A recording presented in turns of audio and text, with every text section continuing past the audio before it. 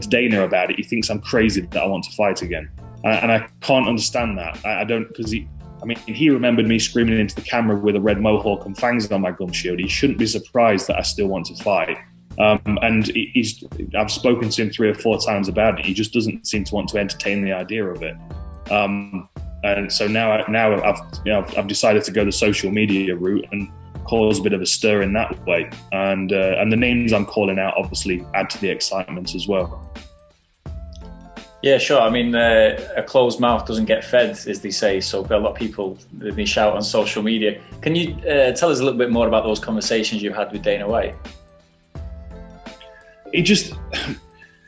I think Dana's perspective, because obviously, Dana's been involved in combat sports a long time, but he's never stepped foot on the octagon as a competitor. And I don't think as much as he understands the fighters, he doesn't understand the mentality of the fighter when it comes to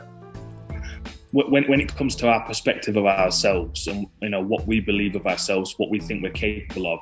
I think that, like, Dana's always spoken to me like, well, your MMA career was to set you up for this job, and this is your job now. So why would you want to go back and fight? Because you've fought to the point where you've got the job that you want. And I'm like, yes, I have. I love being an analyst and a commentator, but at the same time, I'm a martial artist. I've been a martial artist since I was 6. I've been a commentator for the last 7 years.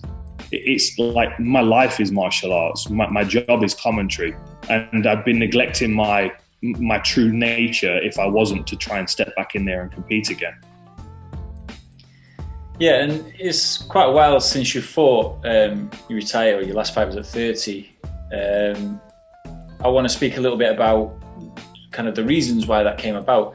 You said your health has improved and whatnot. You suffer from Wolff-Parkinson-White syndrome, which is a fairly, I think you described it as fairly innocuous heart problem. And you turned down medication for that because it never caused you any problems. You've received them all clear that you're medically fit to fight. I mean, how much does all that stuff hinder you? And if it doesn't, is this another thing to prove to yourself, to prove to your body that that you can get past that, syndrome? Yeah, honestly, I've never felt any negative effects from it. I actually don't have. I was never diagnosed with Wolff-Parkinson-White syndrome because I'm asymptomatic. I've never had any kind of palpitations or any kind of like increased heart rate. It was something that they identified 4 weeks before I was due to compete against Matt Brown. And at the time I thought, bear in mind, I'm weight cutting, I'm in the middle of training camp, I'm stressed because I'm 3 or 4 weeks out from a big fight. There were lots of factors going into it. And the doctor that did the diagnosis, I didn't feel 100% sure that he was giving me all the correct information, especially because I was in Vegas at the time, and I felt very much like he probably had a yacht that he needed to pay off, and doing a surgery on me would have helped him, get some of those payments together. When I spoke to my doctor back here, he said, don't touch it. It's never been a problem for you. And you can, even if you went and had the ablation done, you might still have to go back another year and have it done again. Like, they don't really fully understand exactly what's going on. And when they did all the tests on my heart, what they were expecting to find was an enlarged part of my heart, so they could see where the additional electrical pathway was, but they couldn't.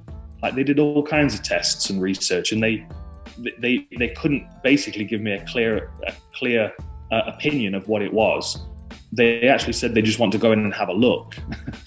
And this was 4 weeks from the fight. They wanted to go in my carotid artery and into my femoral artery and basically feed cameras through to my heart to have a look and see if they could find what was going on. I'm like, well, why would I want somebody poking around in my heart when it's never been a problem for me? And what's interesting about it is I've had a few of the fighters contact me since. They've been pulled out of fights due to the same reasons. I've recommended them to the doctor at the Spire that I went to see, and they've been cleared to fight. And this guy's an expert in cardiac health.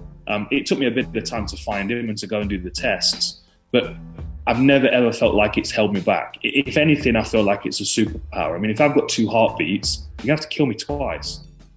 Like I just feel like it's never hindered me or held me back, and I don't know